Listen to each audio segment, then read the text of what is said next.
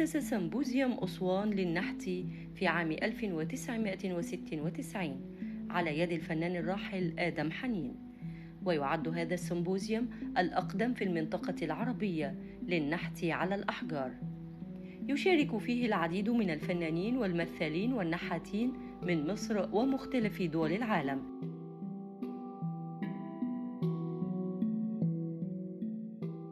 التجربة كانت قوية من أولها، فطبعا وكانت دايما بتتم في فترة الشتاء، يعني في فترة من نص يناير أو أول فبراير، وبتستمر لفترة شهرين.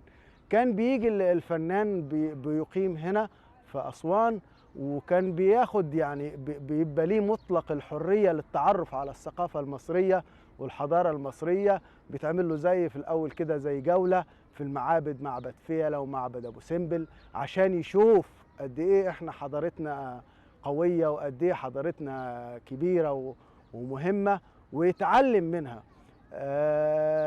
ده كان بينتج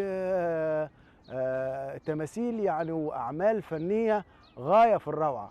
وفي آخر كل دورة بعد الشهرين دول بتنشأ علاقة قوية جدا بين النحات العالمي ده وبين النحاتين المصريين، وبين العمالة المساعدة اللي كانوا بيقولوا من يعني من أبناء المحافظة من هنا.